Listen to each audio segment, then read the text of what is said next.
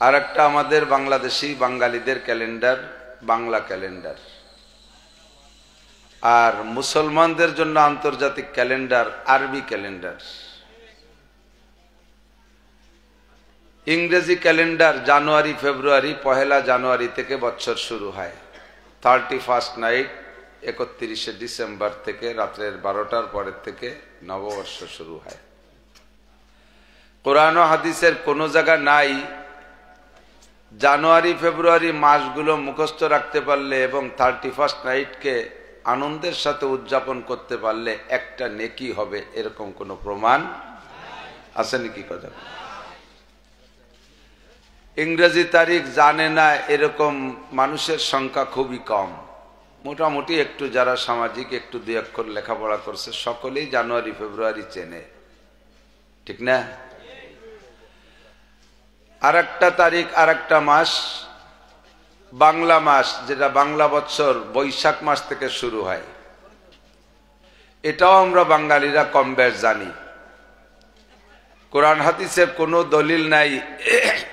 ইংরেজি বাংলা ক্যালেন্ডার মুখস্থ রাখতে পারলে একটু নেকিও হবে। হাদিসে আসছে আল্লাহ নবী বলেন, আরবি মাসের তারিখগুলো স্মরণ রাখলে, মুখস্থ রাখলে এই ফিতনার জামানায় তাকে 100 শহীদের সওয়াব দেওয়া হবে। আরবি ক্যালেন্ডার স্মরণ রাখা সুন্নতে মুআক্কাদায়ে কিফায়া। সমাজের 2-5 জন মুখস্থ রাখলেই চলবে, কারণ মুসলমানদের বড় বড় ইবাদত গুলো আরবি ক্যালেন্ডারের সাথে, আরবি মাসের সাথে, তারিখের সাথে মিল করা, নাকি বলেন? রমজান হয়, রোজা হয় কি মাসে? শবে বরাত ফাল্গুন মাসে। কি মাসে? কুরবানি হয় জ্যৈষ্ঠ মাসে। কি মাসে? ঈদুল ফিতর হয় কি মাসে?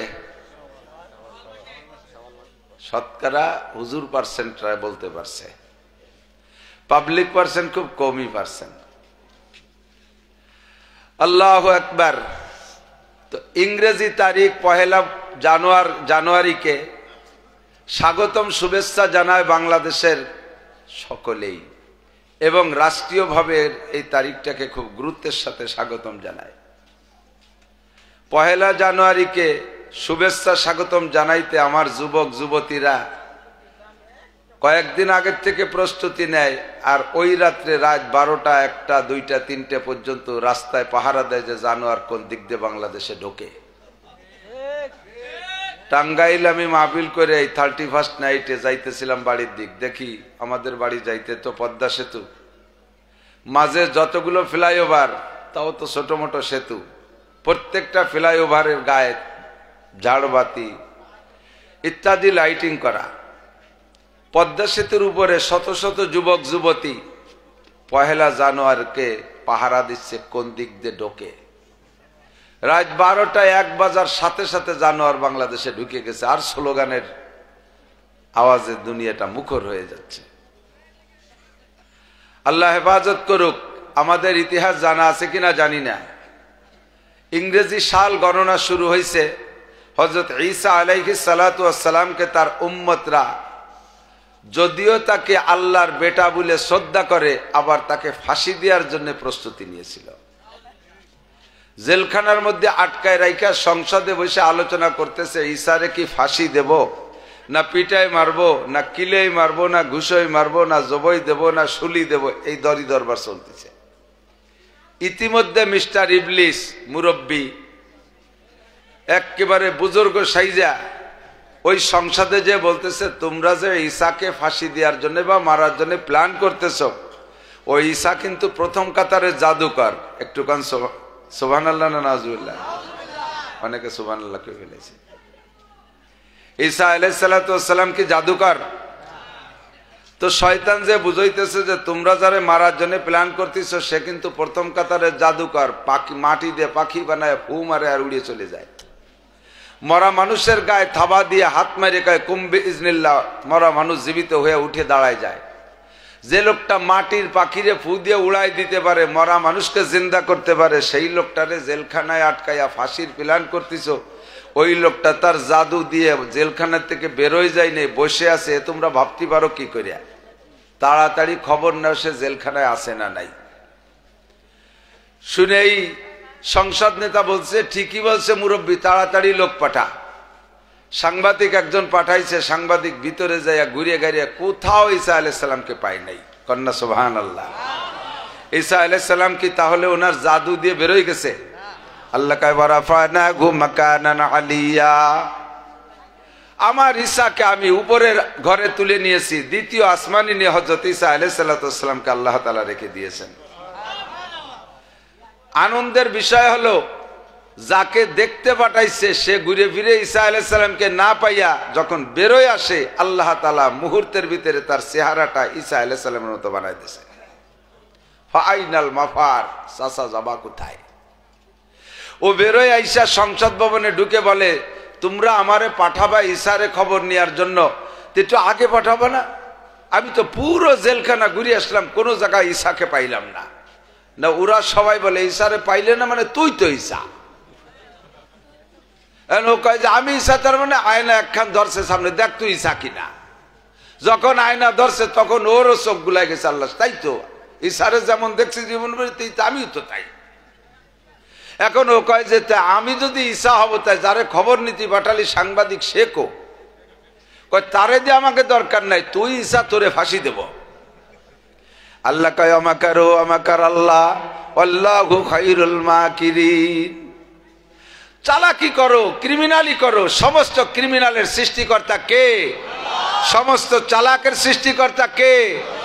আল্লাহ কয় আমি মারবো না, আমার সিস্টেম হলো শুকর দে শুকর মারি, কুত্তো দে কুত্তো মারি, চোর দে চোর মারি, ডাকাত দে ডাকাত মারি, সন্ত্রাস দে সন্ত্রাস মারি। সরকার ক্রসফায়ার দিয়ে র্যাব দিয়ে আর কয়টা সন্ত্রাস মারছে, তার চাইতে 1000 গুণে বেশি সন্ত্রাসটা নিজেরা নিজেকে মারে। বর্তমানে সারা বাংলাদেশটা, সারা পৃথিবীতে কুকুরের বাচ্চার প্রোডাকশনের সিজন চলে গেল না? ডেলিভারি সিজন চলে গেছে না? এক একটা কুত্তায় 3টে 4টে 5টা 6টা 8টা পর্যন্ত বাচ্চা জন্ম দিল। যে হারে কুকুরের বাচ্চা প্রত্যেক বছর জন্ম নেয়, ওই হারে যদি সব বাচ্চাগুলো বেঁচে থাকে, দেশে মানুষের চাইতে কুত্তা বেশি হয়ে যাবে না? একটা কুকুরের বাচ্চা জীবনে কেউ কোনোদিন কুরবানি দিলাম না। জামাইজন আসলে একটা কুত্তর বাচ্চা জবাই দিয়ে খাওয়ালাম না। নিজেরা এত ছাগল গরুর অভাব, তারপরে কুত্তো জবাই দিয়ে খাই না। আর এখানে যারা বসা আছেন, কে কুকুর মারেন তা আমি জানি না। আমার জীবনে আমি একটা কুত্তর বাচ্চারে মারি নাই। আমরা কুকুর মারি না, কিন্তু এই শত শত হাজার হাজার লাখ লাখ কুত্তো যায় কোন জায়গা? কুত্তই কুত্তো মারে। কথা কন না কা? কুত্তায় কুত্তা মারে। তো আল্লাহ কয় আমি তোকে মারবো না, আমার ঈসারে মারার জন্য প্ল্যান করেছিস, তোকে একটা ঈসা বানাইয়া আমি সেইটারে তোদেরকে দিয়ে শেষ করব। যেই তারিখে ওইটাকে ঈসা মনে করে শুলি দেশে, সেই তারিখ থেকে জানুয়ারি মাসের হিসাব শুরু হয়েছে, ইংরেজি সাল। সেই তারিখ থেকে আজকে পর্যন্ত 2024 সালের ফেব্রুয়ারি মাসের আজ 23 তারিখ। এবার বলেন, যদিও ঈসা আলাইহিস সালামকে শুলি চড়াইতে পারে নাই, তবে ঈসা আলাইহিস সালামকে মনে করেই তো ওই লোকটা শুলি চড়াইছে। আর সেই থেকে নিয়ে যেই সালটা গণনা চলে, এই সালটা গণনা কি মুসলমানের পক্ষে না বিপক্ষে? ভালো করে বুঝে বলেন, পক্ষে না বিপক্ষে? ঈসা আলাইহিস সালাম অসন্তুষ্ট হয়, 2.5-3 লক্ষ নবী রাসূল অসন্তুষ্ট হয়, আল্লাহ পাক অসন্তুষ্ট হয়। আমরা সেই নাইটটাকে অত্যন্ত সাদরে গ্রহণ করি, স্বাগতম শুভেচ্ছা জানাই। আমার যুবক যুবতীরা ওয়াল রাইটিং, রোড রাইটিং করে সারা রাত জানোয়ারকে পাহারা দেয়, জানোয়ার কোন দিক দিয়ে ঢোকে, ঠিক কিনা? আসছে পশ্চিমাদের থেকে, এগুলো সব পশ্চিম থেকে আসছে। পশ্চিমা প্রোডাক্ট বাংলাদেশে ইম্পোর্ট করার জন্য বেশ কিছু সর্বকালেই আছে। আল্লাহু আকবার। এরপরে আসতেছে, সেটা তো চলে গেছে, সামনে আর 2-1 মাস পরে আসতেছে পহেলা বৈশাখ। সুবহানাল্লাহ। একটু কিছু কন। পহেলা বৈশাখে সাদরে আমরা বরণ করব কি দিয়া? মঙ্গল শোভাযাত্রা আর পান্তা ইলিশ। বছর শুরু করবা পান্তা দিয়া, সারা বছর হাসিনে খালেদার কাছে গরম ভাত চাইয়া পাবা কোন জায়গা? মুরব্বীরা কথা কয় না? ছোটবেলায় বাড়ির থেকে কোনো দিক যাওয়ার সময় বলতাম, মা যাই আপাদের বাড়ি বেড়ে আসি। মা কইতো খালি মুখী যাইস না, সকালে যদি বাড়িতে খালি মুখী বেরোস দিন যাবে খালি না খাইতে না খাইতে। কইতাম তার সাইডে পান্তা ভাতটা যা আছে পান্তাও খাইয়ে যাইস না, দিন যাবে পান্তা খাতি খাতি। দিনের শুরু যদি করো পান্তা দিয়ে, সারা দিন যায় পান্তায়। বছর শুরু করছো পান্তা দিয়ে, গরম ভাত পাবা কোথায়? এক প্লেট পান্তা ভাত 3000 টাকা দিয়ে কিনে খায়। সুবহানাল্লাহ বলেন কি বিল্লাহ। আমাদের ওই পাশের এক মহিলার মেয়ে বিয়ে দিয়েছে, তো জামাই মেয়ে ঢাকায় থাকে। তো উনি ঘটনাক্রমে পয়লা বৈশাখের কয়েকদিন আগেই জামাইয়ের বাসায় বেড়াইতে আসছে। আসলে এবার জামাই শাউড়িরে পান্তা ইলিশ খাওয়াবে বিদায় রমনা বটমূলে যাইয়া সিরিয়ালে লাইন দিয়েছে 3000 রোল নাম্বার। ওনার বহু চেষ্টা করে 3000 রোল নাম্বারের আগে তো চলেই গেছে। লাস্টে তো আর হাড়িতে ভাত থাকার কথা না, কোনো মতে ভাতের একটু পানি পুনি এই দিয়ে 1 প্লেট কিনে নিয়ে গেছে। আর ইলিশ মাছ ও বটি দিয়ে কাটা যায় না, 100 মিলি দিয়ে কাটছে মনে হয়, এত পাতলা। 1 পিস ইলিশ মাছ আর 1 প্লেট পান্তা ভাত 3000 টাকা দিয়ে কিনে এনেছে। নিয়ে যায় শাশুড়িরে খুব আনন্দের সাথে পেশ করছে, আম্মা আমি ফকিরের বাচ্চা, আমার কপালে হতো না, আপনি মনে হয় কোন জমিদারের মাইয়া, আপনার ভাগ্যে আজকে এটি পেয়ে গেছি। শাউড়ি কয়, মনে মনে কয়, মুখে কয় না, জামাই আদরের সাথে আনছে, তোর প্রতিবাদ করা যায় না। মনে মনে কয় যে তুই পান্তা পাত্রী এত ভালোবাসিস, আগের থেকে তো কোনোদিন বলিস নেই, এবার খালি আয় আমার বাড়ি, তোরে পান্তা ভাত দিয়ে মাটি দেবো, জম্মের খান খাওয়াবো পান্তা ভাত। শাউড়ি জামাই বাসার থেকে সামান্য পিরিজি করে একটু পান্তা ইলিশ খাইয়া বাড়ি চলে গেছে। মাসখানিক পরে জামাই গেছে শ্বশুর বাড়ি। শাউড়ি সকালে ভান্তা, দুপুরে ভান্তা, রাত্রি ভান্তা, জোহরে ভান্তা, আসরে ভান্তা, 5 ওয়াক্ত ভান্তা, খালি ভান্তা আর ভান্তা। জামাই 2-3 দিন পরে কয়, আম্মা গরম ভাত রান্না করেন না? কয় তোরে ভান্তা ভাত দিয়ে মাটি দেবো, তুই 3000 টাকা দিয়ে 1 প্লেট কিনছিস, আমারে 4 আনাও বিল দেওয়া লাগবে না।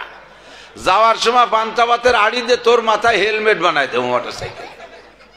পান্তা খাস পয়লা বৈশাখ, মঙ্গল শোভাযাত্রা, এটা মুসলমানদের কোনো পালনীয় কোনো স্মরণীয় দিন হতে পারে?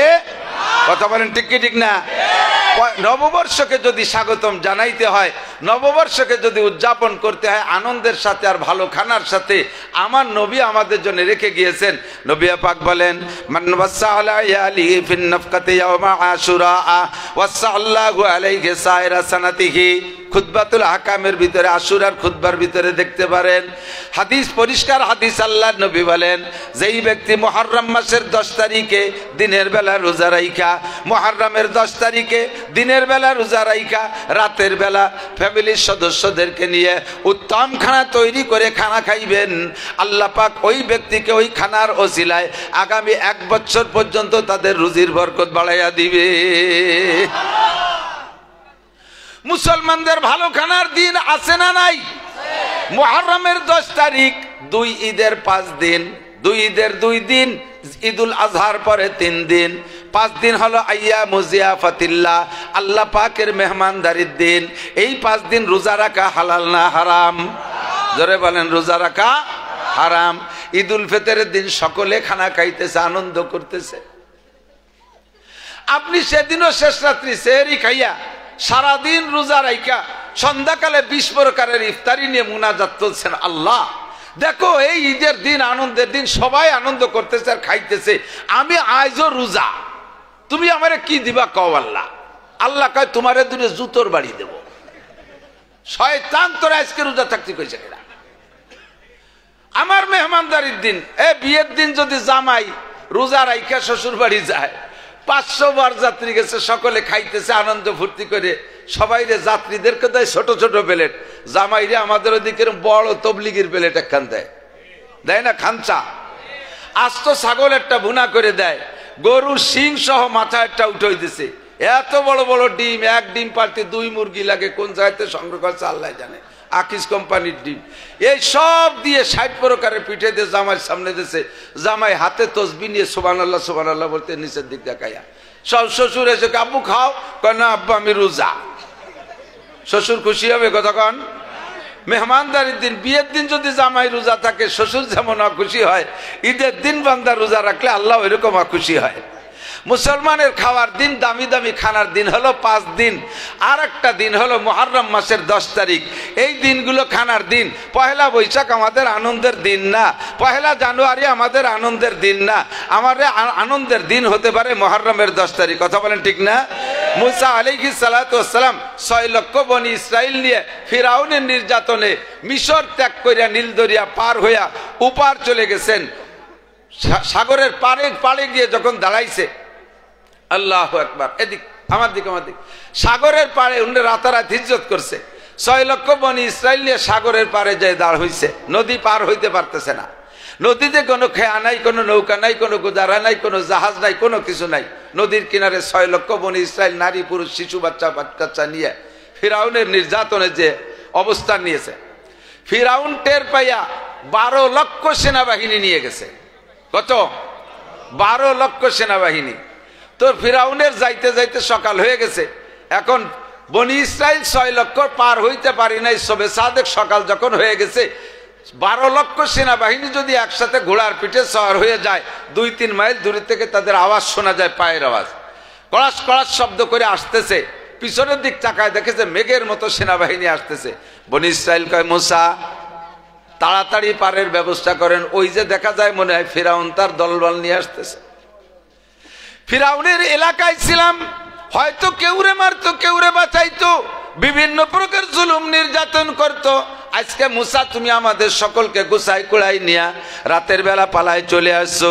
ও মুসা তাড়াতাড়ি পার করো, নইলে ফিরাউন যদি আমাদেরকে পায় কচু কাটা কইরা নীল দরিয়াকে লাল দরিয়া বানাবে, রক্তে রঞ্জিত করে দেবে। তাড়াতাড়ি পার করো।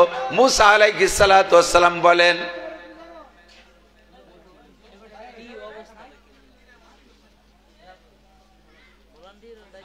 আল্লাহ বনি ইসরাইলকে তাড়াতাড়ি পার করো, নইলে উপায় নাই। মুসা আলাইহিস সালাম বলে, আরে কো ফিরাউন? কই যে ওই তো দেখা যায় সেই বড় ধামলাটা সামলে, যে বড় ঘোড়ার পর বসা, কাছে চলে আসছে, পার হওয়ার কোনো উপায় নাই। মুসা আলাইহিস সালাম কয়, আরে সবর কর, এক ব্যবস্থা হবেই, আমরা আল্লাহর হুকুমে আসছি। বনি ইসরাইল কয়, সবর করবো তো ইপার না, উপার যে সবর করবো, ইপার থাকতে সবর করি কি রে? ফিরাউন মারিয়ে ফেলবে আমাদেরকে, আর আমরা ইপার থেকে সবর করবো, আগে পার করো তারপরে সবর করবো। মুসা আলাইহিস সালাম কয়, আরে রাস্তা একটা পাইলে তো হলো।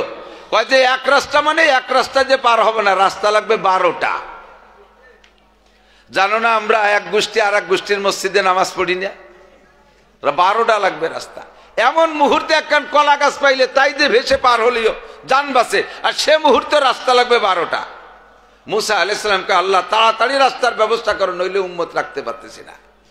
আল্লাহ পাক রব্বুল আলামিন বললেন, ইজরিব বিআসাকাল বাহার, তোমার হাতের লাঠি দিয়ে পানিতে বাড়ি মারো। যখনই বাড়ি মারছে, ফান ফালাকা, একে পিঠে নে 12টা রাস্তা হইয়া গেছে। রাস্তার কোয়ালিটি ছিল, পানি এভাবে দাঁড়িয়ে আছে, 2 পানির মাঝখান দিয়ে নিচে শুকিয়ে গেছে। 6 লক্ষ বনি ইসরাইল 12 কম, 12টা রাস্তা দিয়ে উপার পার হয়ে চলে গেছে। ফিরাউন ইতিমধ্যে নীল দরিয়ার পাড়ে আসছে। ফিরাউনের মন্ত্রীর নাম হামান। ফিরাউন আইসা কলার জাড়ে আর বলে, ও হামান, আমি যে তোমাদের খোদাত আল্লাহ তা কি ভালো করে বুঝছো? হামান কয়, মহারাজ আমরা তো সব সময় আপনাকে খোদাত আল্লাহ বলে জানি, আজকে আবার নতুন কি হলো? কয়, দেখো মুসা রাতের বেলা চলে আসছে, সারা রাত মুসা এখানে বনি ইসরাইল নিয়ে বসে আছে, মুসার খোদা রাস্তা বানায় দেয় নাই। আমি 12 লক্ষ সেনাবাহিনী নিয়ে আসছি, আমার হুকুমে আমার কথায় রাস্তা 12টা হয়ে গেছে। ওরা আইছে 6 লক্ষ, 6টা রাস্তা খুলে পারতো, আমি 12 লক্ষ নিয়ে আসছি বিদায় রাস্তা 12টা। তাহলে বোঝো আসল খোদা কি মুসার খোদা না আমি? হামান কয়, মহারাজ আপনাকেই তো আমরা খোদা জানি, আপনার হুকুমে রাস্তা হয়েছে, তাহলে এবার নামেন।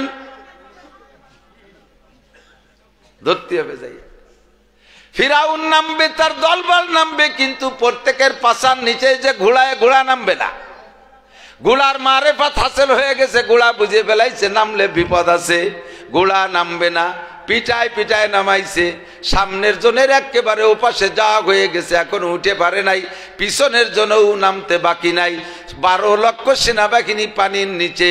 সঙ্গে সঙ্গে আল্লাহ পাক বলেন, ও পানি সাবেক বহাল, আগে যেমন ছিলে তেমন হইয়া যাও। তুমি আর একটু বুঝে বসো শোনা।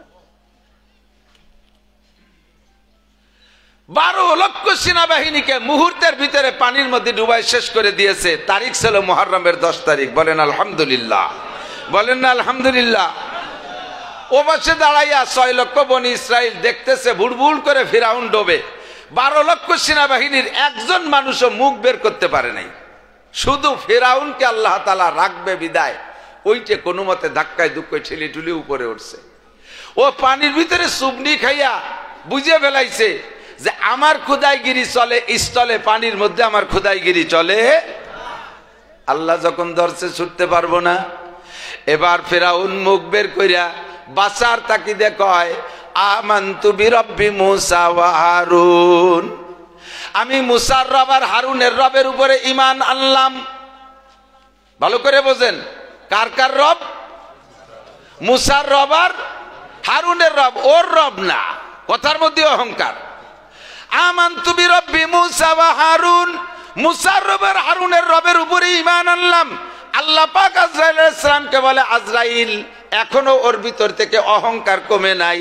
ও যদি বলতো এখন আমানতু বিরব্বিল আলামিন, তাও আমি আল্লাহ তারে ক্ষমা করে দিতাম।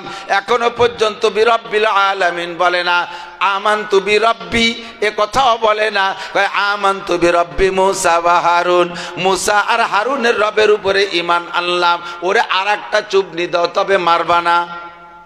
গাড় ধরে আর একটা চুবনি দিয়া যখন পেট ভরে গেছে পানি খাইয়া, এখন বুঝে ফেলাইছে এতটুক কথায় আল্লাহ খুশি না, কাজে আসল কলেমায় যাইতে হবে।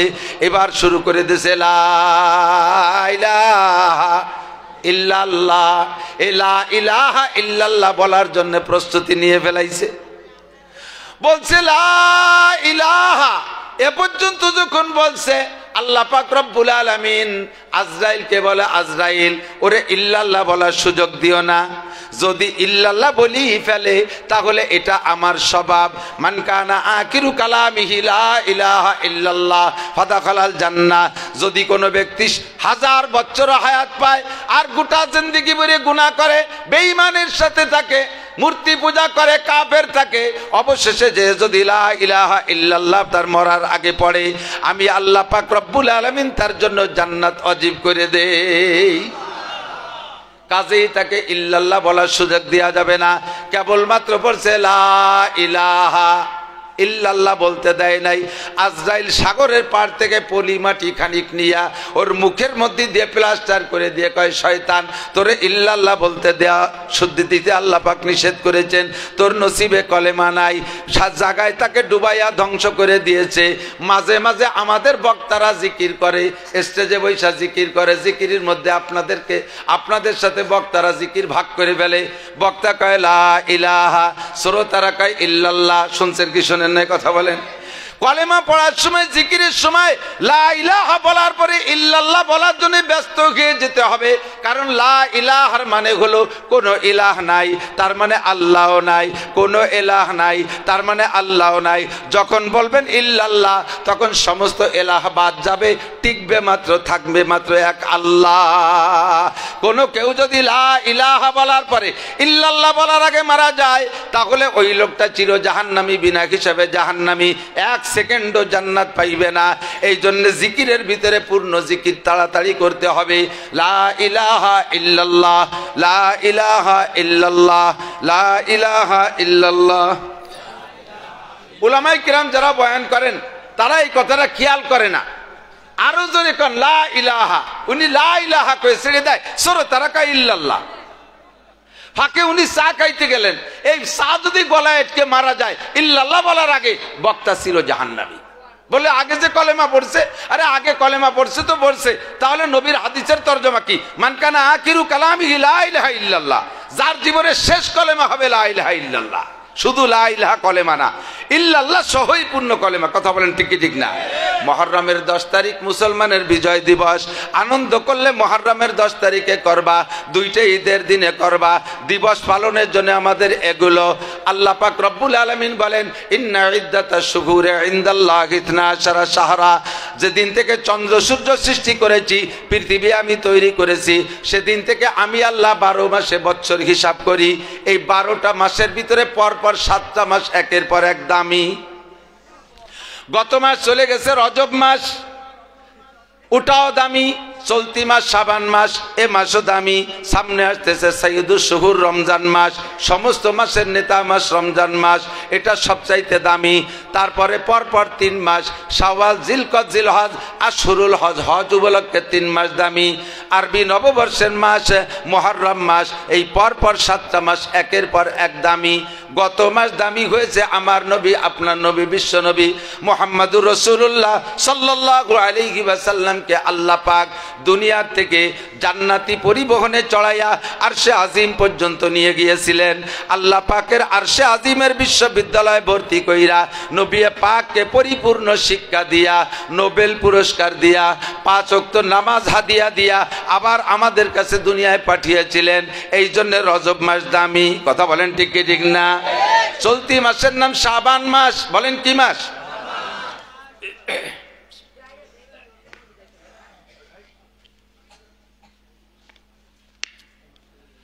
আমাদের উপমহাদেশে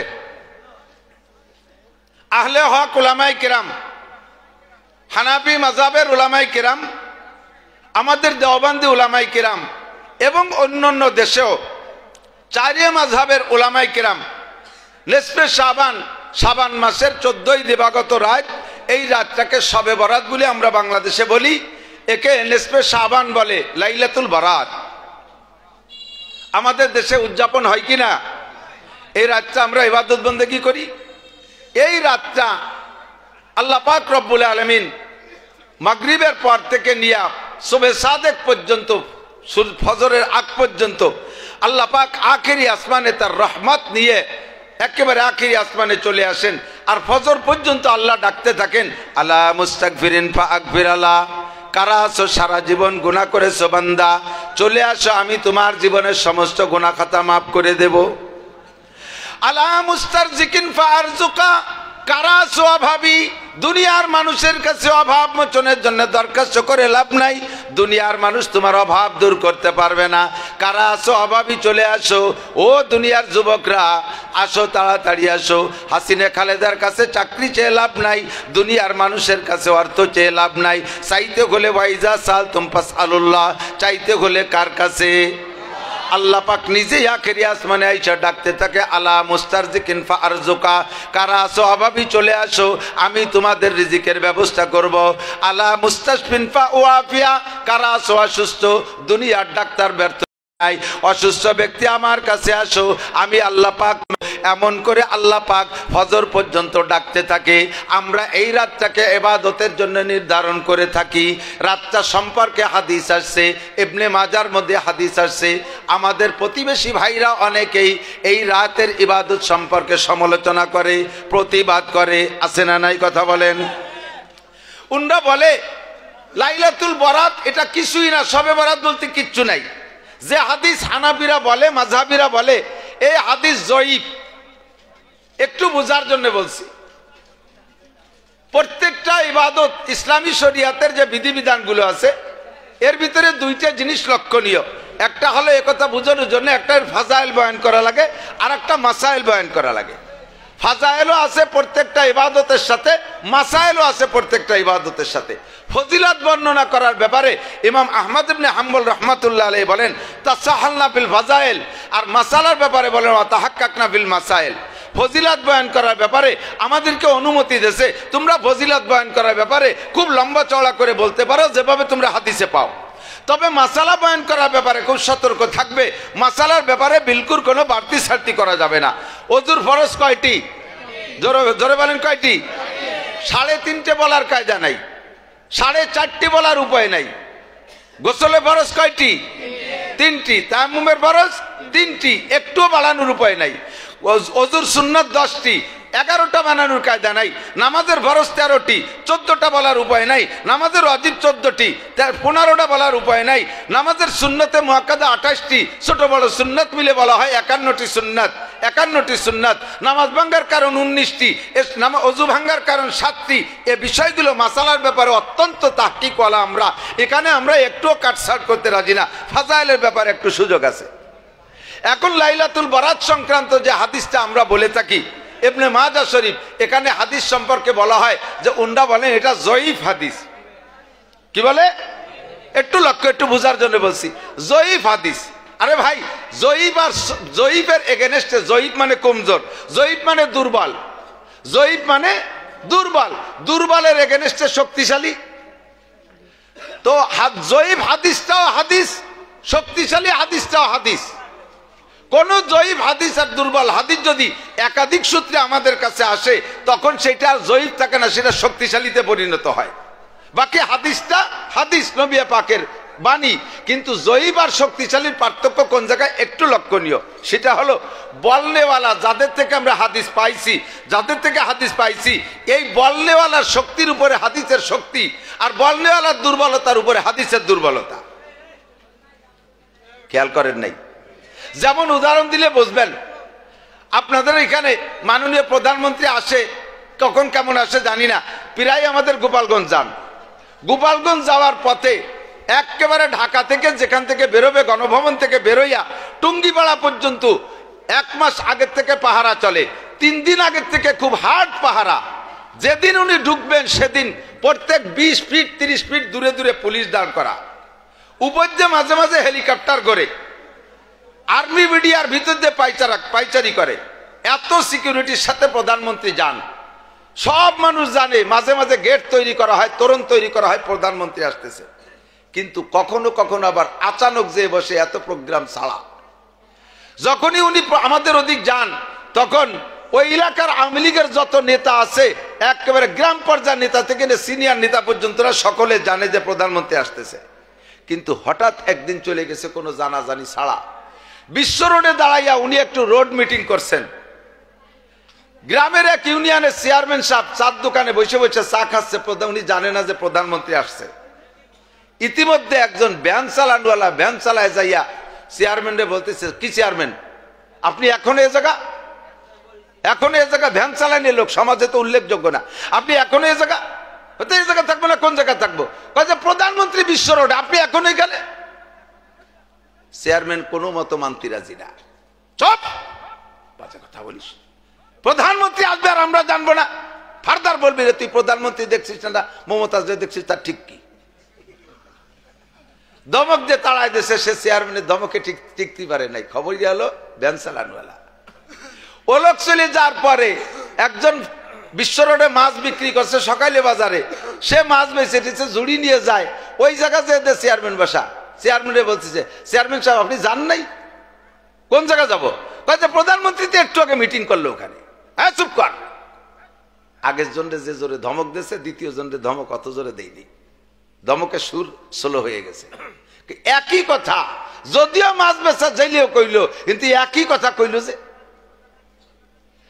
ওরে তাড়াই দিয়ে, ধমক ছোট একটা দিয়ে তাড়াই দিয়ে বসে রয়েছে, চা খাচ্ছে হালকা হালকা বাপ। 3 নম্বর এক লোক কুদাল ঘাড়ে, হাতে একটা বালতি, আপনাদের এদিকে ঘরে নাকি জানি না, স্যানিটারি সাফ করে, সুইপার। এ তো সমাজে আরো নিকৃষ্ট। সে এসে বলতেছে, চেয়ারম্যান সাহেব আপনার কপালে নাই, এই যে চলে গেল প্রধানমন্ত্রী।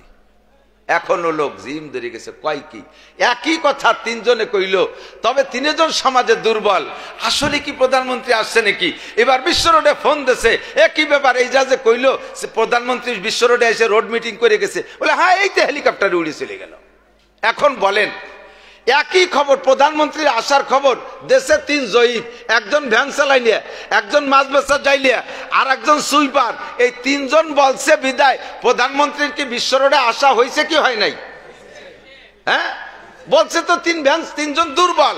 এই 3 জন দুর্বলের কথাই কি প্রধানমন্ত্রীর আশা মেনে নেওয়া যায়? কিন্তু প্রধানমন্ত্রী আসছে কি আসে নাই? প্রধানমন্ত্রীর আশাও সহি, বলছে 3 জন মানুষ, কিন্তু 3 জন দুর্বল। যখন 3 জন বলছে, যতই 3 জন দুর্বল হোক না কেন, লাস্টে যে চেয়ারম্যান দুর্বল হয়ে গেছে, খবর নিয়ে দেখা গেল যে প্রধানমন্ত্রী আসছেই। হাদিস যদি বর্ণনা করে হযরত আবু বকর, তাহলে একার কথাই খুব গুরুত্বপূর্ণ। হাদিস বর্ণনা করে হযরত ওমর, একার কথাই গুরুত্বপূর্ণ। হাদিস বর্ণনা করে উসমান, একার কথাই গুরুত্বপূর্ণ। হাদিস বর্ণনা করে হযরত আলী, একার কথাই গুরুত্বপূর্ণ। হাদিস বর্ণনা করে আবু হুরায়রা, একার কথাই গুরুত্বপূর্ণ। তবে একা একা একজনের মাধ্যমে যে হাদিসটা আসে, আর কেউ যদি আশেপাশে তেমন না জানে, তখন হাদিসটাকে দুর্বল বলা হয়। কিন্তু কথা রাসূলুল্লাহ সাল্লাল্লাহু আলাইহি ওয়াসাল্লামের কথা, নবী পাকের কথা, বোঝেন নাই কথা আমার কথা? হাদিস নবীর, কিন্তু বলনেওয়ালা আমার থেকে একজন, তার থেকে একজন, তার থেকে একজন, সাথে 10-20 জন ছিল না। এইভাবে হাদিসটা দুর্বল। আর যে হাদিসগুলো একই সাথে 10 জন, 15 জন, 20 জন, 50 জন, 100 জন জানতে জানতে জানতে জানতে আমাদের পর্যন্ত আসছে, এই হাদিসগুলোর শক্তি আলাদা। তবে দুর্বল হাদিস যদি একাধিক সূত্রে আসে, তাহলে সে দুর্বল হাদিসও দুর্বল থাকে না, সেটা শক্তিশালীতে পরিণত হয়ে যায়। কথা বলেন ঠিক কি ঠিক না? লাইলাতুল বরাত সংক্রান্ত আমার নবী থেকে হাদিস সিদ্দিকা আয়েশা রাদিয়াল্লাহু তাআলা আনহা বলেন, এক রাত্রে নিসফে শাবানে আমি গভীর রাত্রে নবী আলাইহিস সালাতু ওয়াস সালামকে বিছানায় পাচ্ছি না। উঠে গেলাম, দেখি নবী কোথায় গেলেন। যাই দেখি মসজিদে নববীর ভিতরে নবী কাঁদতেছে। পরবর্তী বছরে আবার লাইলাতুল নিসফে শাবান, এই 15ই শাবানের রাত্রে বিছানায় নবীকে পাচ্ছি না। আমি খুঁজতে খুঁজতে গিয়ে দেখি নবী আলাইহিস সালাম জান্নাতুল বাকিতে, মদিনার কবরস্থান জান্নাতুল বাকি, সেখানে গিয়ে নবী আলাইহিস সালাতু ওয়াস সালাম কাঁদতেছেন। পরবর্তী বছর আবার নিসফে শাবানে নবীকে রাতের বেলা পাচ্ছি না। খুঁজতে খুঁজতে গিয়ে দেখি নবী আলাইহিস সালাতু ওয়াস সালাম উহুদে চলে গেছে। জান্নাতুল বাকিতে পাইলাম না, মসজিদে নববীতে পাইলাম না, আশেপাশে কোনো জায়গা পাই না। আমার তো আতঙ্ক সৃষ্টি শুরু হয়ে গেছে। আরে কপাল, আমার নবী এ রাত্রে কি কেউ মেরে ফেললেন নাকি? নবীকে খুঁজতে খুঁজতে আমি একাই চলে গেছি। আমি যাই উহুদের ময়দানে গিয়ে দেখি 70 জন শহীদের কবর যেখানে, নবী আলাইহিস সালাম সেখানে বসে বসে কান্নাকাটি করতেছে। কখনো লম্বা লম্বা সিজদা দিচ্ছে আর কাঁদতেছে। সিজদা থেকে ফারেগ হওয়ার পরে আমি বললাম, হুজুর আপনি পরপর দেখলাম কয়েকটা রাত, কয়েক বছরেই এই রাত্রে আপনি খুব বেশি ইবাদত করেন, কান্নাকাটি করেন, কারণ কি হুজুর? হুজুর বলেন, আয়েশা যদি দুনিয়ার মানুষ জানতে পারতো যে আজকে রাত্রের কি ফজিলত, আজকে রাত্রে আল্লাহ পাক কি করেন, এইটা যদি দুনিয়ার মানুষ জানতে পারতো, তাহলে কোনো মানুষ আজকে রাত্রে ঘুমাইতো না, সারা রাত জায়গায় ইবাদত করতো। হযরত আয়েশা বললেন, ওগো নবী আপনি বলেন আজকে রাত্রে আল্লাহ কি করে? হযরত নবী আলাইহিস সালাম বললেন, আয়েশা আজকে মাগরিবের পর থেকে নিয়ে সুবহে সাদেক পর্যন্ত আল্লাহ পাক বান্দার প্রত্যেকটা জরুরতকে দইরা দইরা ডেকে ডেকে বলে, আলা মুস্তাগফিরিন ফাগফিরালা, হে দুনিয়ার সুদকর ঘুষকর, হে লম্পট লুচ্চ মদকর গাঁজাখোর এবাকর ফেন্সিডিল কর হিরোইন কর, টোন মারছিস, মন মারছিস, রাস্তা মারছিস, খাল মারছিস, বিজিএফ কার্ড মাইরে খাইছিস, জাতির হক নষ্ট করেছিস, জিনা করেছিস, ব্যভিচার করেছিস, হাজার অন্যায় করেছিস, বান্দা আসিস নাই, আয় আয় আয় আমার কাছে আয়, আমি তোর জীবনের সমস্ত গুনাহ ক্ষমা করে দেব। ও বান্দা আয়, তুই একটু তওবা কর, আমি শুধু তোর গুনাহ ক্ষমা করে শেষ করব না। আল্লাহ পাক বলেন, ইদাফ লাহুল আযাবু ইয়াউমাল কিয়ামাতি ওয়া ইয়াকলুদ ফীহি মুহানা ইল্লা মান তাবা ওয়া আমানা ওয়া আমিলা আমালান সালিহা ফাউলাইকা ইউবাদদিলুল্লাহু সাইয়্যাতিহিম হাসানাত।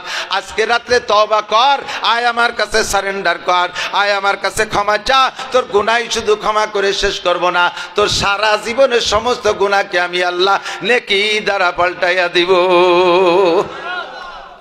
এবার হুজুর বললেন, আয়েশা উম্মতের কাছে জানাই দিতে পারো, কুমু লাইলাহা, আমার দিক লক্ষণীয়, কুমু লাইলাহা ওয়া সুমু ইয়াওমাহা, আজকে রাতটা সম্পর্কে এবং দিন সম্পর্কে তোমাদের মাসালা হলো রাত্রে জায়গায় ইবাদত করবা, কান্নাকাটি করবা আল্লাহর কাছে, ওয়া সুমু ইয়াওমাহা ওয়া সুমু নাহারাহা, দিনের বেলা রোজা রাখবা। লাইলাতুল বরাত আমার দিক খেয়াল করতে হবে, ফাজাইল বলছি, মাসাইল শুনে নিতে হবে। আজকে রাত্রে সারা রাত কান্নাকাটি করলে আল্লাহ পাক গুনাহ মাফ করে দেয়, কোন সুবহানাল্লাহ। আজকে রাত্রে আল্লাহর কাছে রুজি চাইলে আল্লাহ রুজির দরজা খুলে দেয়, বলেন সুবহানাল্লাহ। আজকে রাত্রে আল্লাহর কাছে শিফা চাইলে আল্লাহ সুস্থ করে দেয়, বলেন সুবহানাল্লাহ।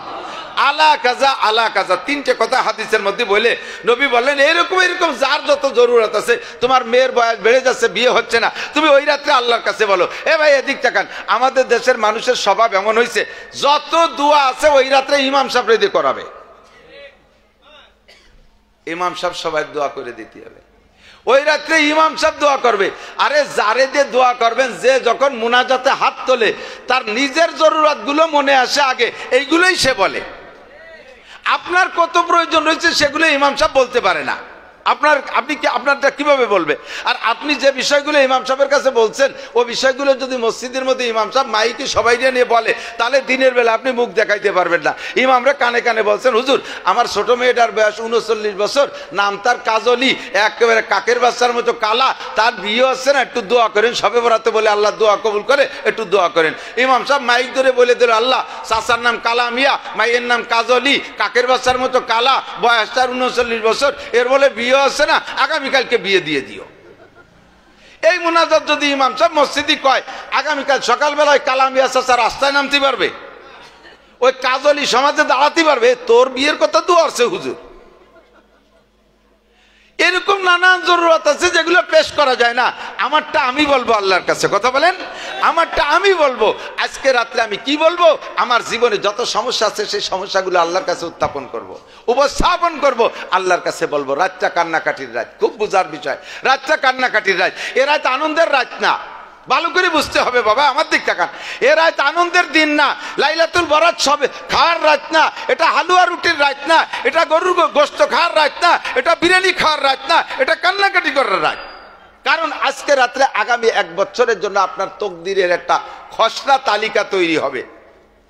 আগামী বছর আপনি বাঁচবেন না মরবেন, আপনার সম্পদ আসবে না যাবে, আপনার গার্মেন্টস 2টা 5টা বাড়বে না, যেটা আছে ওইটা আগুন লাগবে, আপনার আরো 20টা গাড়ি হবে না, এই গাড়িগুলো অ্যাক্সিডেন্ট করে ধ্বংস হবে, আপনার ছেলে মেয়েগুলো সামনে ছেলে হবে না মেয়ে হবে, আপনার ছেলে মেয়েগুলো পাস করবে না ফেল করবে, এ সব আজকে রাত্রে লিখবে।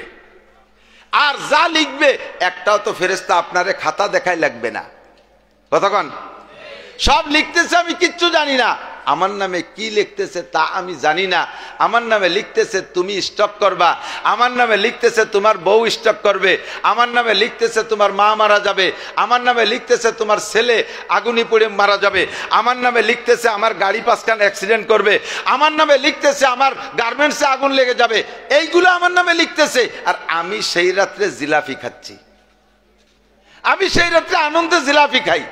আল্লাহ কয় তার নামে এত নেগেটিভ লেখার ভিতরে যেহেতু সে খুশি, ঠিক আছে এইগুলোই লিখে দাও, ওর নামে এইগুলোই লিখে দাও, দিয়ে দাও, ও এত খুশি তো জিলাপি খায়। রাতটা কান্নাকাটির রাত, রাতভর চাইবেন আল্লাহর কাছে। সুমু ইয়াওমাহা, দিনের বেলা রোজা রাখবেন, এর নাম হলো অনাশন ধর্মঘট। মাস্টার যারা আছেন তারা আমারে সাক্ষী দেন।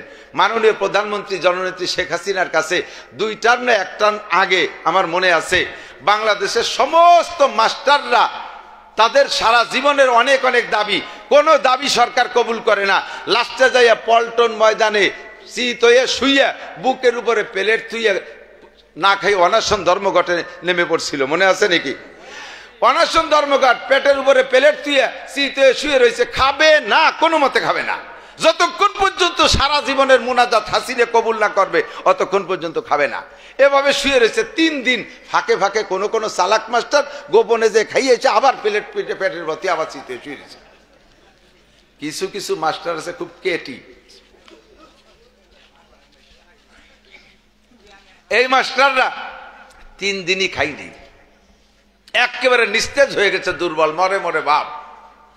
এই খবর সাংবাদিকরা যাইয়া স্বরাষ্ট্রমন্ত্রী, শিক্ষামন্ত্রী, প্রধানমন্ত্রীর কাছে জানাইছে, মাননীয় মন্ত্রী মহোদয়, এই মাস্টাররা যদি না খেয়ে মারাই যায় তাহলে কিন্তু আপনার সরকারের চরম বদনাম হবে, তাড়াতাড়ি একটা ব্যবস্থা করেন। সঙ্গে সঙ্গে প্রধানমন্ত্রী খবর পাঠাইছে, ঠিক আছে, ওদের সব দোয়া কবুল করলাম, জীবন ভরে যা দাবি দরখাস্ত করছে ওদের দোয়া কবুল করছে, অনাশন ধর্মঘট ওদের রোজা কবুল হয়ে গেছে, বাড়ি জাতি কপেলেট নিয়ে।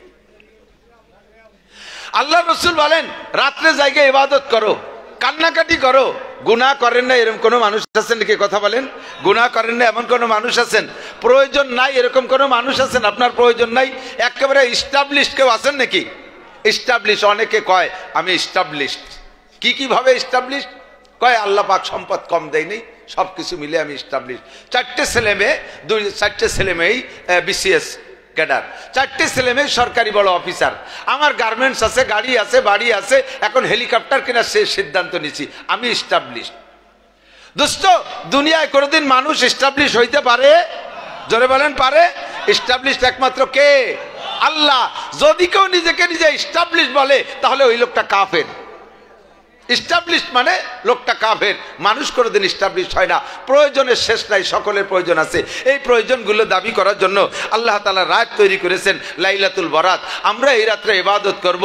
কুমু লাইলাহা ওয়া সুমু ইয়াওমাহা, রাত্রে ইবাদত, দিনের বেলা অনাশন ধর্মঘট, সারা রাত ইবাদত করে শেষ রাত্রি খাই রোজা থাকবেন। ইফতারি সামনে নিয়ে বইসা সন্ধ্যার আগে ইফতার নাড়াচাড়া করবেন। আল্লাহ মাঝে মাঝে কয় খাও না, কে খাও? আপনি বলেন না আল্লাহ খাবো না, কোনো মতো খাবো না। গত রাত্রে যা বলছে এগুলো যতক্ষণ পূর্ণ না করবো ততক্ষণ পর্যন্ত খাবো না। ইফতারির সময় আল্লাহ পাক বলে বান্দা তুমি খাও, আজান দিয়েছে খাও, তোমার গত রাতের সমস্ত চাওয়াগুলো আমি কবুল করে নিলাম।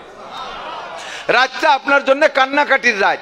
ইবাদতের রাত, হালুয়া রুটির রাত না।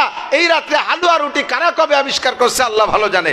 হাজার হাজার গরু জবাই হবে। আমাদের ছোটবেলায় দুনিয়া বাংলাদেশে খুব অভাব দেখেছি, মুরব্বীরা সাক্ষী দেন, স্বাধীনের পরে বাংলাদেশে খুব অভাব ছিল না।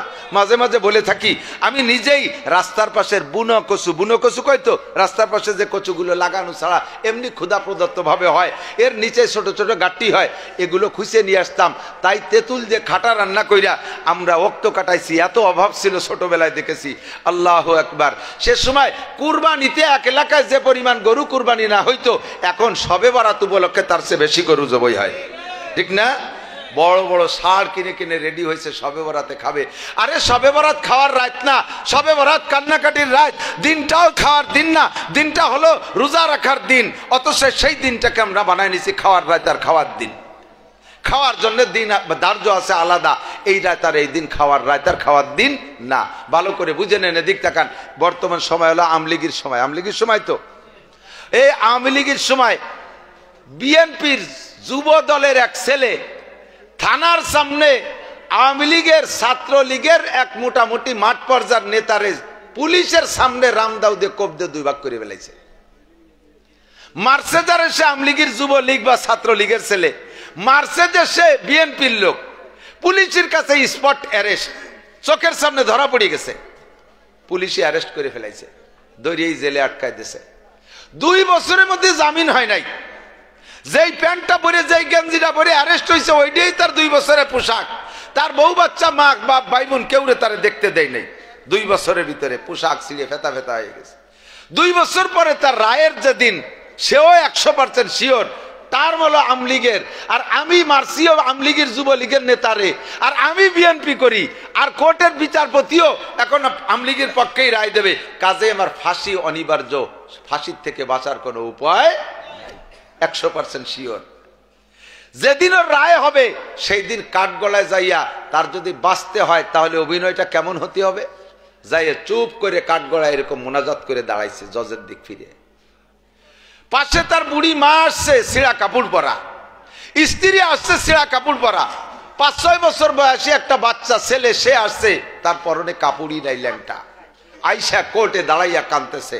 ওর তো ভয়তে পেশাব হয়ে গেছে, নিচে দিয়ে কাঠগড়া ভেসে যাচ্ছে।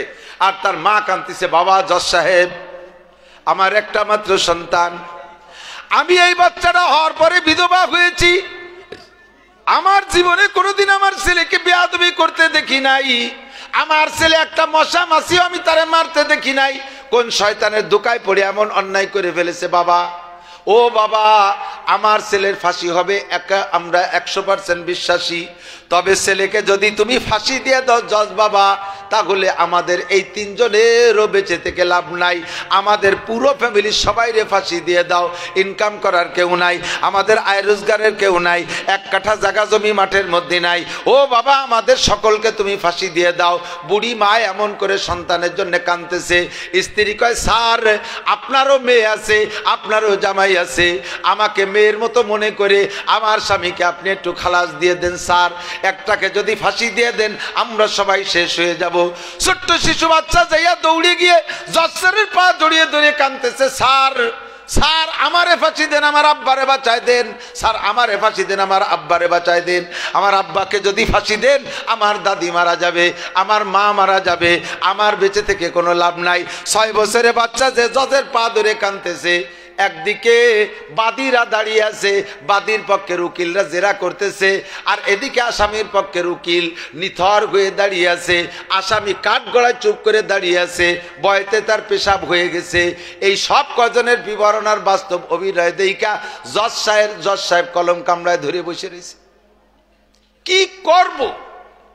একটাকে যদি ফাঁসি দেই, যদি ফাঁসি না দেই তাহলে আমার চাকরি থাকবে না। কারণ সে নিজেই স্বীকার করছে পুলিশের সামনে হত্যা করেছে সময় আওয়ামী লীগের। আমি যদি তারে ফাঁসির রায় না দেই আমার চাকরি থাকবে না। আর একটাকে যদি ফাঁসি দেই পুরোটা ফ্যামিলি শেষ হয়ে যাবে, জীবনে যা থাকে তাই হবে।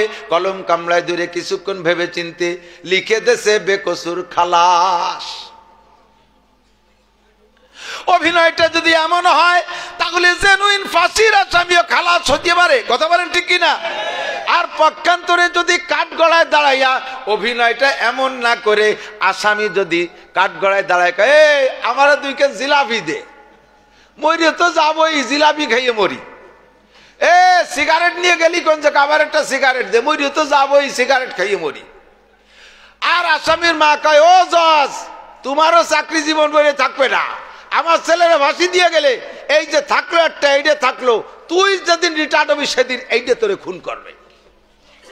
জজের আসামির বউ কয়, এই যে থাকলো জজ, দাও তুমি ফাঁসি, আমার ডারে লাগাবো তোর পিছনে। ছোট্ট বাচ্চা কয়, জজ তুই খালি রিটায়ার্ড হ, দেখিস আমার বাপের ফাঁসির প্রতিশোধ আমি নিয়ে ছাড়বো।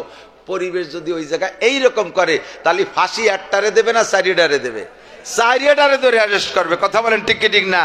আপনার আজকে রাত্রে, শবে বরাতের রাত্রে আগামী বছর আপনার নামে কি লিখবে, বিচারক কলম নিয়ে হাতে বসে আছে, জানেন না আপনার ভাগ্যে কি আছে। আপনি মরবেন না বাঁচবেন আপনি জানেন না, বউ মরবে না মা মরবে জানেন না, আপনার কত বড় বিপদ আছে আপনি জানেন না। সেই রাত্রে, এই অস্পষ্ট রাত্রে আপনি হালুয়া, রুটি, গরুর গোশত, আর আপনি মসজিদে যে জিলাপি নিয়ে কামলা কামলি খাওয়া খাই করেন, আর আতশবাজি ফুটোফুটি করেন, আল্লাহ পাক গোষ্ঠী শুদ্ধ ফাঁসি দিয়ে দেবে। ধর সব কটারে ধর। নেগেটিভ আর পজিটিভ মিলাইয়া আমাদের ইবাদতকে সহি জায়গায় নিয়ে আসতে হবে। আমরা লাইলাতুল বারাতের ইবাদতের পক্ষে, তবে আগুনবাজি ফুটানো হবে না, আতশবাজি ফুটানো হবে না, শবে বরাতে হালুয়া রুটি চলবে না, খাওয়া খাই চলবে না, কান্না কাটিয়ার দিনের বেলা রোজা হবে। কথা বলেন ঠিক কি ঠিক না?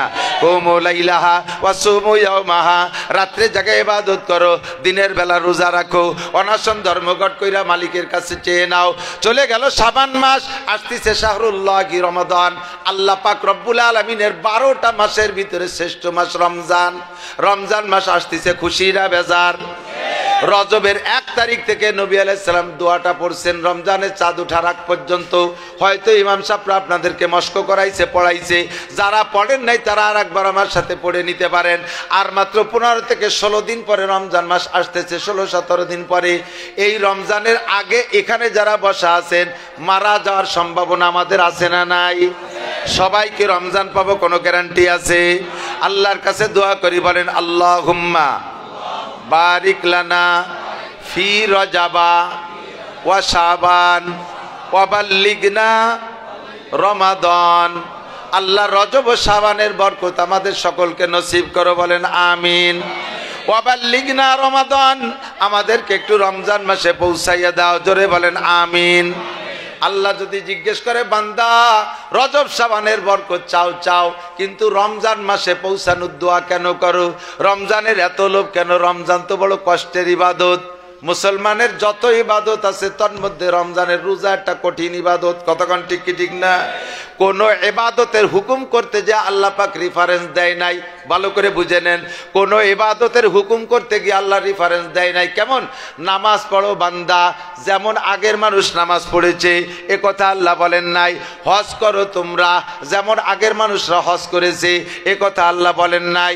যাকাত দাও তোমরা, যেমন আগের মানুষ যাকাত দিয়েছে এভাবে আল্লাহ বলেন নাই। কুরবানি করো তোমরা, যেমন আগের মানুষরা কুরবানি করেছে আল্লাহ পাক এভাবে বলেন নাই। কিন্তু রমজানের রোজার হুকুম দিতে গিয়ে আল্লাহ পাক বলেন, ইয়া আইয়ুহাল্লাযীনা আমানু কুতিবা আলাইকুমুস সিয়ামু কামা কুতিবা আলাল্লাযীনা মিন ক্বাবলিকুম। হে অন্ধ জগতের অটল বিশ্বাসী পাগল পাগলিরা, তোমাদের উপরে রমজানের রোজা ফরজ করা হয়েছে, যেমন ফরজ করা হয়েছিল এই রোজা তোমাদের পূর্ববর্তীদের উপরে। কথা বলেন ঠিক কি ঠিক না?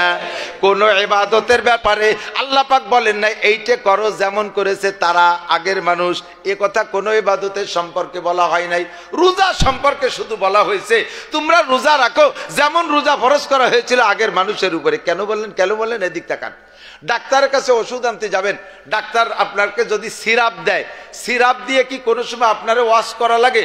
খাও সিরাপ, খাও খাও। আরো কত মানুষ সিরাপ খাচ্ছে, অন্য মানুষ যেমন খায় তুমিও চলবে সিরাপ খাও, এ কথা কি বলা লাগে? বোঝেন নাই। ট্যাবলেট দিছে বড়ি, আপনি বড়ি খান যেমন আরো মানুষে বড়ি খায়, এ কথা কি বলা লাগে?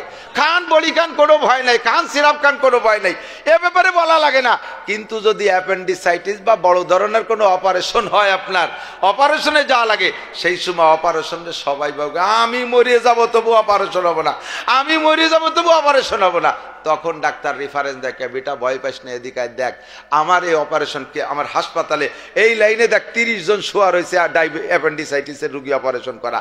এ যদি মারাত্মক ভয়ের কিছু হইতো তাহলে কি এরা অপারেশন করতো নাকি? শুনে দেখো ওদের কাছে বিষ হুড়া কাটার মতো একটু কাটা। যখন অপারেশনের ফাংশন আসছে তখন আর একজনের রেফারেন্স দেওয়া লাগছে, দেখ ভয় নাই, আরো মানুষ অপারেশন করছে। Same quality. অন্য অন্য ইবাদত করতে অত কষ্ট হয় না, নামাজ পড়তে কষ্ট নাই, রোজা রাখতে, হজ করতে কষ্ট নাই, যাকাত দিতে কষ্ট নাই, কুরবানি করতে কষ্ট নাই, জিকির করতে কষ্ট নাই, ইশরাক করতে কষ্ট নাই, তিলাওয়াত করতে কষ্ট নাই, তবলিগে যাইতে কষ্ট নাই, চরমোনায় যাইতে কষ্ট নাই, দান খয়রাত করতে কষ্ট নাই। কিন্তু রোজা রাখায় কষ্ট আছে। শেষ রাত্রি খাবেন আর সন্ধ্যায় যে খাবেন, 16-17 ঘন্টা, জ্যৈষ্ঠী মাসে রোজা প্রায় 17 ঘন্টা হয়। এই জন্য আল্লাহ পাক বললেন কামা কুতিবা আলাল্লাযিনা মিন ক্বাবলিকুম, তোমাদের উপরে রোজা ফরজ করা হয়েছে যেমন তোমাদের পূর্ববর্তীদের উপরে রোজা ফরজ ছিল। তবে আগের মানুষের রোজা কিন্তু অনেক কঠিন ছিল। কোন কোন সময় রোজা ছিল, হযরত ইয়াহইয়া, মারিয়াম এনাদের সময় রোজা ছিল, খানা দানা সব চলবে, শুধু কথা বলতে পারবে না। ওয়ালা মুকাল্লিমান নাসা ইনসিয়া, আমি কোনো মানুষের সাথে কথা বলবো না। কথা না বলা রোজা, বোঝেন নাই কথা? কথা না বলা, দিন ভরে খাওয়া দাওয়া সব চলবে, খালি কথা বলতে পারবে না। আমরা শুনে মনে মনে খুশি আছি যে এইরকম রোজা যদি আল্লাহ আমাকে দিত, এক রোজা 3 মাস ধরে থাকতাম, খাওয়া দাওয়া সব চলবে, কথা কব না, রাস্তার কোনায় পড়ে থাকবো, গাতি মেরে লাইথলিয়ে উঠবো না। ওই রোজা বেশি কঠিন রোজা, ওই রোজা বেশি কঠিন রোজা। আপনি রোজা রয়েছেন, চুপ করে বসে রয়েছেন, দোকানে কোটি কোটি টাকার মাল ডাকাতি এসে সব লুটে বুটে নিয়ে যাচ্ছে, আপনার কথা বলবেন না, পারবেন চুপ করে থাকতে? আপনার ঘরে আগুন লেগে গেছে, আপনি রোজা চুপ করে থাকতে পারবেন? কথা কন। আপনি রোজা হয়ে চুপ করে বসে রয়েছেন, আপনার মা এটারে চোখের সামনে ধর্ষণ করতে ইচ্ছে, চুপ করে বসে থাকতে পারবেন? কথা কন। তাহলে আমাকে রোজার চাইতে সেই রোজা কঠিন ছিল বেশি। কোন এক সময় মাত্র একটা রোজা ছিল কোন এক নবীর উম্মতের উপরে, সেটা হলো সকালবেলা শীতে শোবে সূর্যের দিক তাকাইয়া, আস্তে আস্তে মুখ থেকে জিহ্বা বের হতে থাকবে, সূর্যের থেকে পলক মারতে পারবে না। সূর্য যত উপরে উঠবে চোখটা তত খুলবে আর মুখ থেকে জিহ্বা তত বের হবে। ঠিক দুপুর পর্যন্ত মুখের জিহ্বা সব বেরোয় যাবে, চোখে পলক দিতে পারবে না। সূর্যের দিক শীত হয়ে তাকাইয়া পলক ছাড়া থাকতে পারবেন কয়জনে? কন দিদি। এরপরে আস্তে আস্তে বেলা গড়বে আর আস্তে আস্তে জিহ্বা মুখের মধ্যে অনায়াসে যাইতে থাকবে। সন্ধ্যা যখন হয়ে যাবে তখন চোখ বন্ধ হবে আর জিহ্বাটা সম্পূর্ণ মুখের মধ্যে যাবে। রোজা মাত্র একটা। আমাদের এই 30 দিনের রোজার চাইতে এক রোজাই সর্বনাশ রোজা না? কথা কয় না? আল্লাহ পাক আমাদের রোজা আসান করছে, বলেন আলহামদুলিল্লাহ। রমজানে কয়েক তো খান না, রোজা থেকে কয়েক তো খান না। আমাদের ওদিক গোপালগঞ্জের দিক 1 ওয়াক্ত মিস করে না রোজা থেকে, 3 ওয়াক্তই খায়। সকালে খানা একটু রাত থাকতে খায় সেহরি, দুপুরে খানা মাগরিবের সময় খায়, আর রাতে খানা তারাবির আগে বা পরে, 3 ওয়াক্তই তো খায়। কথা কন না কে? তাহলে ওয়াক্ত কি একটাও মিস করছেন? ওয়াক্ত একটাও মিস নাই, একটু শরীরে নড়িয়ে গেছে, ঠিক না? তাহলে সেই সময় রোজার চাইতে আমাদের রোজা সহজ। আমাদের শুধু খানা পেনা আর স্ত্রী ব্যবহার করা নিষিদ্ধ, এই তো রোজা। আল্লাহ নবী বলেন মান সামা রমাদান ঈমানান ওয়া ইহতিসাবা গুফিরা লাহু মা তাকাদ্দামা মিন যামবিহি। যে ব্যক্তি রমজান মাসে রোজা রাখবে, যে ব্যক্তি রমজান মাসে রোজা রাখবে ঈমানের সাথে সওয়াবের আশায়, বলেন ঈমানের সাথে সওয়াবের আশায়। রোজা রাখবেন কি জন্য? ঈমানের সাথে সওয়াবের আশায়, তাই তো নাকি? বলেন ঈমানের সাথে সওয়াবের আশায়। আল্লাহ নবী বলেন গুফিরা লাহু মা তাকাদ্দামা মিন যামবিহি, ওই লোকটার জীবনের সমস্ত গুনাহ আল্লাহ পাক ক্ষমা কইরা দেয়। ওমান কামা রমাদান ঈমানান ওয়া ইহতিসাবা, যে ব্যক্তি রমজান মাসে তারাবির নামাজ পড়বে, রাতের বেলা নামাজ পড়বে ঈমানের সাথে সওয়াবের আশায়, গুফিরা লাহু মা তাকাদ্দামা মিন যামবিহি, বিগত জীবনের সমস্ত গুনাহ মাফ। আল্লাহ পাক মানুষের গুনাহ মাফের জন্য বিভিন্ন জায়গায় ফিল্টার তৈরি করে রাখছে। ফিল্টার, আমার দিক তাকান, আমাদের এখন তো প্রযুক্তির অনেক ফিল্টার আসছে, পানি ফিল্টার করার জন্য আছে না ফিল্টার? আমার ছোটবেলায় বা মাদ্রাসায় যখন শিক্ষকতা করি এই সমস্ত দামি দামি ফিল্টার তখন খুব একটা আসে নাই। আমাদের এলাকার পানিতে খুব আয়রন, মাটির হাড়ি দিয়ে ফিল্টার বানাইতাম। উপরের একটা হাড়িতে খালি পানি, নিচে 5 ছিদ্র করে দিয়ে 2 নম্বর হাড়ির ভিতরে বালু, 3 নম্বর হাড়ির ভিতরে পাথর, 4 নম্বর লাস্টের হাড়ির ভিতরে কয়লা, 5 নম্বর নিচে একটা হাড়ি পেতে রাখতাম, সেটার ভিতরে পানি আসতে, পানিতে আয়রনও নাই, লবণও নাই, আর্সেনিকও নাই, সবকিছু ফিল্টার করে। 3টে হাড়ির দ্বারা ফিল্টার হইতো, বালুর হাড়ি, পাথরের হাড়ি আর কয়লার হাড়ি। কথা কন না কেন? আল্লাহ পাক আল্লাহ নবী সাল্লাল্লাহু আলাইহি ওয়াসাল্লাম বলেন, এ বান্দা, তোমার জীবনের সমস্ত গুনাহকে মোচন করার জন্য, গুনাহ থেকে আমলনামাকে পরিচ্ছন্ন করার জন্য তিনটে ফিল্টার। আল্লাহ নবী বলেন as-সালাওয়াতুল খামস, আমার হাতের দিক তাকান, as-সালাওয়াতুল খামস, এক নম্বরে 5 ওয়াক্ত নামাজ, ওয়াল জুমুআতু ইলাল জুমুআ, 2 নম্বরে আজকে জুমার নামাজ পড়েছেন, আবার আগামী সপ্তাহে জুমার নামাজ পড়বেন, 2টা ফিল্টার। 3 নম্বরে রমাদান ইলা রমাদান, গত রমজানে রোজা রাখছেন, আগামী রমজানে আবার রোজা রাখবেন। আল্লাহ নবী বলেন মুকাফফিরাতুম মা বাইনাহুন্না ইজাজতানাবাল কাবায়ের, ও বান্দা, তোমার জীবনের যত গুনাহ আছে এই 3টে ফিল্টারের সমস্ত গুনাহকে পরিষ্কার কইরা তোমার আমলনামাকে একেবারে স্বচ্ছ কইরা দেয়। শর্ত হলো তুমি ইচ্ছাকৃতভাবে কবিরা গুনাহ করবা না। 1 নম্বরে as-সালাওয়াতুল খামস, আমার হাতের দিক তাকান, প্রত্যেকের হাতের আঙ্গুলকে ফাঁকা করলে স্বাধীনভাবে হাতের আঙ্গুলের ফাঁকার সেটিং এভাবে হয়। সব ফাঁকা কি সমান নাকি? এইটে ফজর, এইটে জোহর, মাঝখানে মাঝারি ফাঁকা, আসর মাগরিব ইশা ছোট ছোট ফাঁকা, ঠিক না? এইটে যদি ফজর হয় আর এইটে যদি ইশা হয়, তাহলে ইশার থেকে আবার ফজর পর্যন্ত সারা রাতের লম্বা ফাঁকা, ঠিক না? ফজর পড়ছেন, আসর পড়ছেন, 2 ওয়াক্তে ফজর পড়ছেন, জোহর পড়ছেন, মাঝখানে 2 ওয়াক্তের মাঝখানে যত সগীরা গুনাহ আল্লাহ পাক এই 2 নামাজের ওসিলায় ক্ষমা কইরা দেয়। আল্লাহ কয় ইন্নাল হাসানাতি ইউযহিবনাস সাইয়্যাত, নেকির দ্বারা বান্দার গুনাহকে শেষ করে দেওয়া হয়, নেকিতে গুনাহ খেয়ে ফেলে। 1 নম্বরে 5 ওয়াক্ত নামাজ যদি তুমি পড়ো, 2 নামাজের মাঝখানে কোনো সগীরা গুনাহ থাকে না। এরপরও আরেকটা ফিল্টার হলো, আজকের জুমার নামাজ পড়েছেন, আবার আগামী জুমায় নামাজ পড়বেন, মাঝখানে কয় দিন? একটু বলেন, কয় দিন? 6 দিন। 7 দিন না 6 দিন? শুক্রবার সহ না 7 দিন? ঠিক না? শুক্রবার সহ 7 দিন, মাঝখানে আছে 6 দিন। 2 জুমার নামাজ পড়লে মাঝখানে 6 দিনের সমস্ত সগীরা গুনাহ মাফ। 3 নম্বরে তৃতীয় ফিল্টার হলো রমাদান ইলা রমাদান, গত রমজানের রোজা রেখেছো, আবার আগামী রমজানের রোজা রাখবা। 2 রমজানের রোজার কারণে মাঝখানে 11 মাসে যত সগীরা গুনাহ আল্লাহ পাক বিনা তওবায় ক্ষমা করে দেয়। শর্ত হলো ইজাজতানাবাল কাবায়ের, নিজে বুঝে বুঝে কবিরা গুনাহগুলো করবা না, কবিরা গুনাহ থেকে তুমি বেঁচে থাকবা।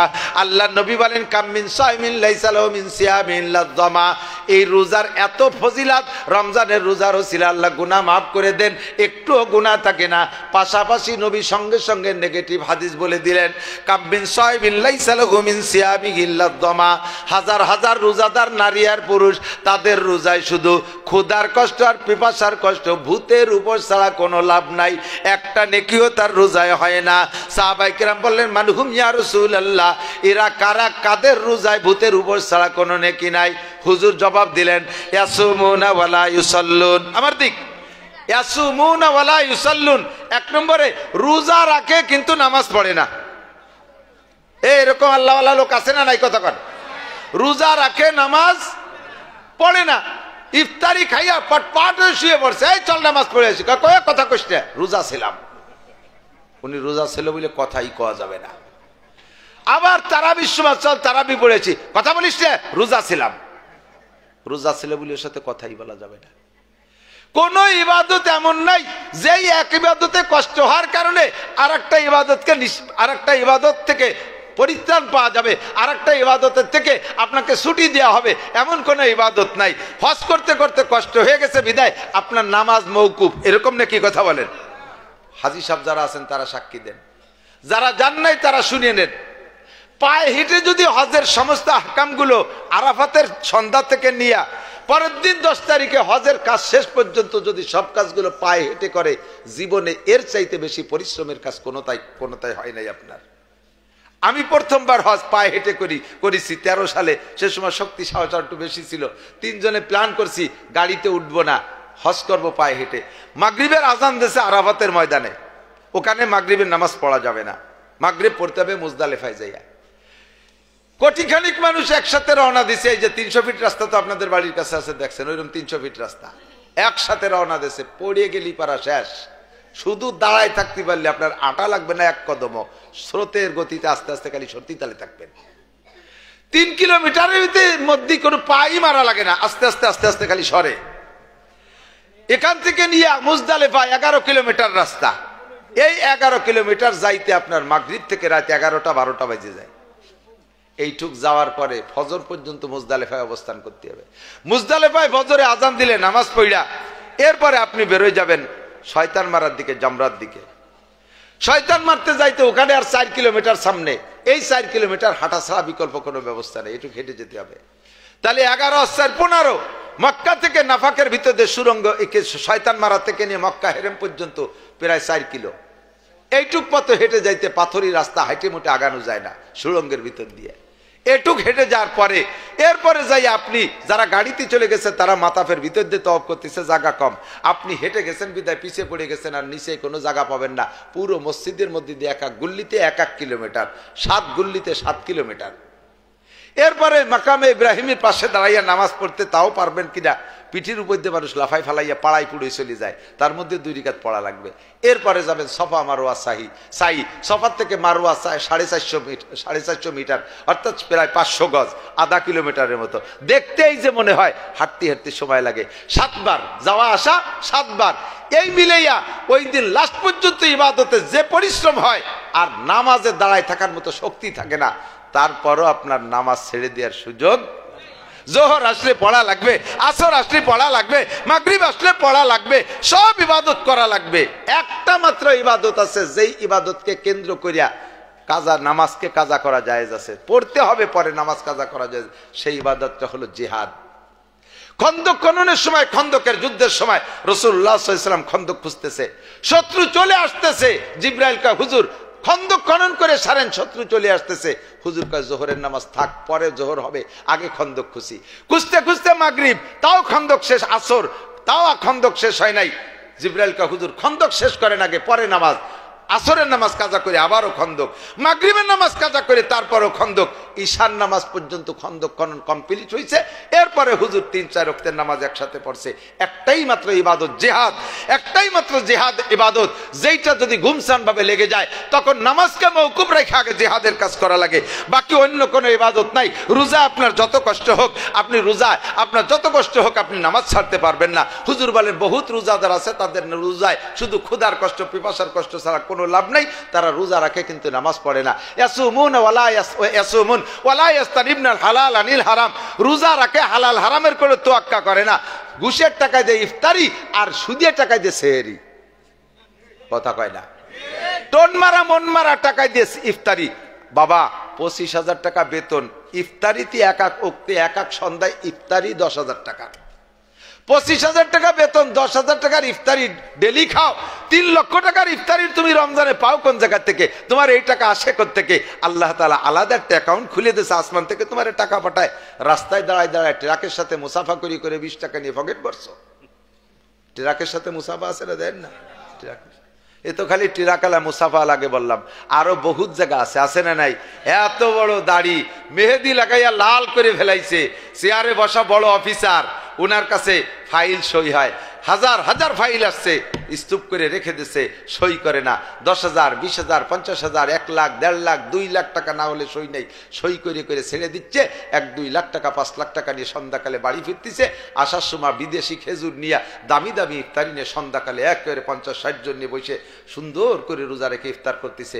আল্লাহ কয় তোমার রোজায় ভূতের উপর ছাড়া কিচ্ছু লাভ নাই। তুমি খাইতেছো হারাম, হারাম টাকায় দিয়ে তুমি ইফতার করতেছো, হারাম টাকায় দিয়ে সেহরি খাইছো। তোমার মতো রোজাদারের দরকার নাই আমার কাছে। কথা বলেন ঠিক কি ঠিক না? ইয়াসুমনা ওয়ালা ইয়াস্তাতিরনা, মহিলারা রোজা রাখবে রমজান মাসে। আপনাদের এলাকার এখান থেকে বাজারঘাট করে কোন জায়গায় তা জানি না। আমাদের এখন তো জেলা সদর সব জায়গায় মোটামুটি ভালো ভালো মার্কেট হয়ে গেছে। গ্রামের মহিলারা রমজান মাসে ঈদ বাজার করতে রোজা থেকে যায় গোপালগঞ্জ, রোজা রাইখা যায় শহরে বাজার করতে, মার্কেট করতে, নিউ মার্কেট। বেপরদার সাথে এই মহিলারা যাইয়া পর্দা নাই, পুশিদা নাই, রোজা রেখে মার্কেট করে আসতেছে। তুমি রোজা রেখেছো, তোমার রোজাটা রাস্তাঘাটে মার্কেটে রেখে আসছো, তোমার রোজায় কোনো ফায়দা নাই। তুমি রোজা রাখবা একমাত্র আল্লাহর জন্য, রোজা রাখবা রোজার সমস্ত হুকুক আদায় করে। রমজান মাসে আপনারা যদি কেউকে ইফতার করান, এদিক তাকান, ইফতার করান, পরিষ্কার হাদিসে শুনেছেন, বহুবার শুনবেন, রমজানে যদি আরেকজনকে ইফতার করান, তাহলে যারা ইফতার করাইছেন সে রোজা রেখে যে পরিমাণ নেকি পাইছে, সম পরিমাণ নেকি আল্লাহ তাআলা আপনার আমলনামায় দিয়ে দেবে। একটু ইফতার করানোর সুযোগ নেওয়া যাবে না ইনশাআল্লাহ? এখানে আরেকটা মশালা আছে, অনেকে আছে ইফতারির দাওয়াত পাইলে যাইতে চায় না। ইফতারির দাওয়াত করছে, আমার বাড়ি ইফতারির দাওয়াত করছে, যাইতে চায় না। কেন? সারাদিন রোজা রাখলাম না খাইয়ে, আমি উনার বাড়ি দুটো খেজুর আর একটু খেচড়ি খাইয়ে আমার পুরো রোজার নেকিটা দিয়ে আসবো, অত বড় লস করতে রাজি নেই। এদিক তাকান, আপনি যদি ওই বাড়ি ইফতার করেন, ওই বাড়ি ইফতার করেন, ওই ভাইরে আপনি একটা রোজার সওয়াব দিয়ে আসছেন ঠিক, কিন্তু আপনার রোজার একটু নেকি কমবে না। পাশাপাশি একটু নিয়তটারে সহি করে ফেলেন, আপনি ওই বাড়ি ইফতার করার সাথে সাথে আপনার আমল নামে 10 বছর এতেকাফের সওয়াব দান করা হবে, আপনাকে দেওয়া হবে। আপনি খেয়ে আসবেন, আবার আপনাকে 10 বছর এতেকাফের সওয়াব। সেটা কি? আপনি ইকরামের নিয়ত রাখেন, আমার ভাই একটু ইফতার করাচ্ছে, আমি যদি তার বাড়ি ইফতার করি তাহলে তার একটা রোজার নেকি বেশি হবে, আমার নেকি যেহেতু কমতেছে না, তার একটা রোজার নেকি বেশি হয়ে যাবে, আমার ভাইরে আমি এই নেকির উপকার টুক করে আসি। এই ইকরামের নিয়ত করলে আপনার আমল নামায় 10 বছর এতেকাফের সওয়াব হয়ে যাবে। রমজান মাসে সাধ্য অনুযায়ী চাইবেন কেউ না কেউ ইফতার করাইতে, নিজে হালাল রুজি খাওয়ার চেষ্টা করবেন। রমজান মাসে তারাবি মিস করবেন না। আল্লাহ নবী বলেন, ঈমানের সাথে সওয়াবের আশায় যদি তুমি রমজানে রোজা রাখো এবং সারা রমজান তারাবির নামাজ পড়ো, ওক্তীয় নামাজগুলো ঠিক মতো পড়ো, রমজানের শেষ পর্যন্ত তোমার আমল নামায় কোনো গুনাহ থাকে না। আল্লাহ তাআলা আমাদের সকলকে রমজানের হক, লাইলাতুল বরাতের হক আদায় করে সকল ইবাদতগুলো সহিভাবে করার তৌফিক দান করে। সবাই বলি আমিন। সকল প্রকার ফিতনা থেকে মুক্ত হইয়া আমাদের ইবাদতগুলোকে সহি করার তৌফিক দান করে। সবাই বলি আমিন। মাদ্রাসাটা আমি আসছি অনেক আগে একবার আসছি, এসে এবার দেখলাম এবার মৌলানা আমার দাওয়াত দিয়েছে উলামা পরিষদের পক্ষ থেকে, কিন্তু পরে কয়েকদিন